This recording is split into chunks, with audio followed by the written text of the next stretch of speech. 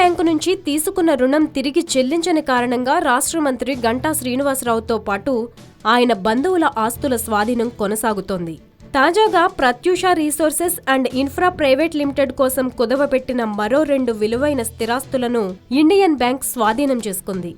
ఈ మేరకు Indian bank బుధవారం ఓ ప్రముఖ ఆంగ్ల పత్రికలో స్వాధీన ప్రకటన జారీ చేసింది. వరుసగా ఆస్తుల స్వాధీన ప్రకటనలు జారీ కావడం రాజకీయంగా కలకలం రేపుతోంది. మంత్రి గంటా బంధువు భాస్కరరావు సోదరుల పేరిట ఉన్న ఈ కంపెనీ విశాఖపట్నం డాబా గార్డెన్లోని ఇండియన్ బ్యాంకు నుంచి 2005లో దాదాపు 141.68 కోట్ల రుణం తీసుకుంది. ఈ రుణాన్ని సకాలంలో తిరిగి చెల్లించని కారణంగా వడ్డీతో కలిపి 196 కోట్ల మేర బకాయి పేరుకుపోయింది.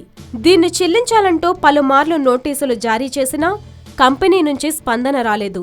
దీంతో Prathyusha estate private limited, Prathyusha global trade private limited కంపెనీలకు చెందిన ఆస్తులతో పాటు ఈ రుణం కోసం మంత్రి శ్రీనివాసరావు, కంపెనీ డైరెక్టర్లు పరుచూరి రాజారావు, పరుచూరి వెంకయ్య ప్రభాకరరావు, పరుచూరి వెంకట భాస్కర్రావు, కొండయ్య బాలసుబ్రహ్మణ్యం, నామి అమూల్యల ఆస్తులను గత డిసెంబర్ 21 నుంచి 26వ తేదీ మధ్య స్వాధీనం చేసుకున్నట్లు ఇండియన్ బ్యాంక్ అధికారులు ప్రకటించారు. తాజాగా స్వాధీనం చేసుకున్న ఆస్తుల వివరాలు ఇలా ఉన్నాయి. తమిళనాడులోని కాంచీపురం జిల్లా సైదాపేట తాలూకా సీషోర్ టౌన్ పరిధిలోని షోలింగ నల్లూరు గ్రామంలో సర్వే నెంబర్ 12/1, 13/1 పార్ట్, 13/2 పార్ట్లలో 6,000 చదరపు అడుగుల విస్తీర్ణం కలిగిన ఫ్లాట్ నంబర్ 281Aను ఫిబ్రవరి 16న స్వాధీనం చేసుకున్నట్లుగా ప్రకటించారు.